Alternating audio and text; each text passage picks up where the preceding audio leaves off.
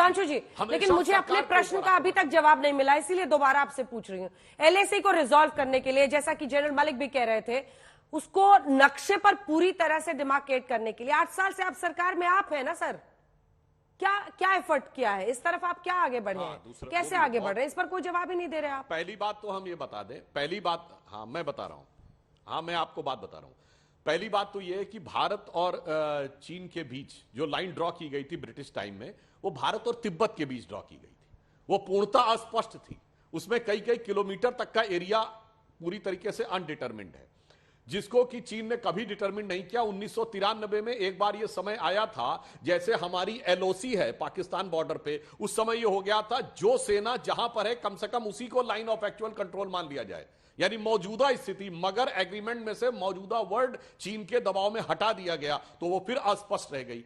आज समस्या यह है कि एक प्रकार से तिब्बत पर ही कब्जा कर रखा था, एग्रीमेंट तिब्बत के साथ था और किलोमीटरों का रिजॉल्व है, और अगर दूसरा पक्ष उस पर बात ही नहीं करना चाहे, यानी जमीन का एक विवाद है, दूसरा कह रही हम तो बात ही नहीं करना चाहते हैं क्योंकि उसने खुद ही जमीन एक प्रकार से हड़प ली थी एक जमाने में, तो इस कारण से यह समस्या आती है कि जब दूसरा पक्ष ईमानदारी से बात ही नहीं करना चाह रहा था, तो कम से कम हम यही उससे मनवा लेते उस जमाने में जब वो बात करने की टेबल पे आया था आखिरी बार, कि जो मौजूदा स्थिति उसी को मान लेंगे, तो वह भी मानने को तैयार नहीं थे। हां, इतना जरूर याद दिलाना चाहता हूं कि 62 के बाद यदि एक बार चीन केवल हमारे पक्ष में झुका है, तो तब जब उसने सिक्किम पर भारत का दावा मान लिया और अपना दावा छोड़ दिया, वो 2003 में अटल बिहारी वाजपेयी जी की बीजिंग यात्रा के दौरान। इसके अलावा आज तक 62 की वॉर के बाद चाइना ने कभी भी कोई भी एक स्टेप पीछे नहीं किया, और दूसरा मोदी जी के जमाने में चाइना ने पहली बार एक्सेप्ट किया आफ्टर वियतनाम वॉर कहीं भी कि उसकी सेना पीछे हटी, ठीक है, या उसने यह माना है कि उसके इलाके में कोई घुस आया। अन्यथा मेरे मित्र बता दें, चीन ने कब यह माना पिछले 40 सालों में कि उसे पीछे हटना पड़ा अथवा उसके इलाके में कोई घुस आया? अभी तो सर स्पष्ट ही नहीं हो पा रहा है सुधांशु जी की हुआ क्या है 9 दिसंबर की रात को। आपके पास में आऊं संजय जी, उससे पहले सुधांशु जी ये क्लियर तो कीजिए, सेना ने हमें बताया कि 300 सैनिक अचानक 17,000 किलोमीटर की ऊंचाई पर जो ये वहां पर पोस्ट है उसको ब्रेक डाउन करने के लिए, तोड़ने के लिए वहां पर 300 सैनिक पहुंचे, ठीक है, उसको वहां से खदेड़ दिया। अब आप ये स्पष्ट बताइए कि भारतीय सेना ने चीनी सेना को खदेड़ा, या जैसा पीएलए कह रही है कि चीनी सेना ने घुसपैठ की है, क्या हुआ है, हुआ क्या है? हाँ देखिए, जो हमारी चौकी थी, हाँ, उसके ऊपर उन्होंने रात के अंधेरे में हमला करके कब्जा करने का प्रयास किया, पर हमारे सैनिकों ने बहादुरी के साथ बगैर गोली चलाए उन लोगों को वहां से खदेड़ा और दूर तक खदेड़ दिया। आखिर में वो विवश होकर अपनी चौकी पर वापस चले गए।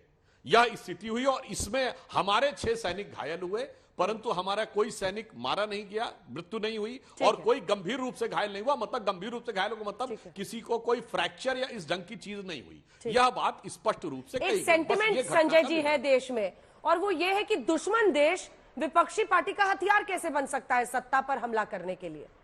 चाइना आपका सबसे बड़ा हथियार बना हुआ है पिछले दिनों, क्या ये गलत स्ट्रैटेजी है? रीथिंक करना चाहिए कांग्रेस को? नहीं अंजना जी, ये आप लोग का नैरेटिव गलत है। कहीं से चाइना जो दुश्मन देश है वो हमारा हथियार नहीं है। हम जो चाइनीज हमले हो रहे हैं, चाइनीज घुसपैठ हो रहे हैं, चाइनीज जो चीनी सैनिक जो हमारे अलग अलग इलाकों में, कभी डोकलम में, कभी अरुणाचल में, कभी लद्दाख में, कभी सिक्किम के पास वो जो चुम्बी वैली है वहां, इस तरह के इलाकों में जो घुसपैठ करते हैं, उन मुद्दों को हम खड़ा करते हैं। इन मुद्दों को खड़ा करना मतलब हम चाइना को हथियार के तौर पर यूज नहीं कर रहे हैं, बल्कि सरकार को जगा रहे हैं। दुर्भाग्यपूर्ण बात यह है कि सरकार हमेशा चाइना के मामले में एक डिनायल मोड में रहती है।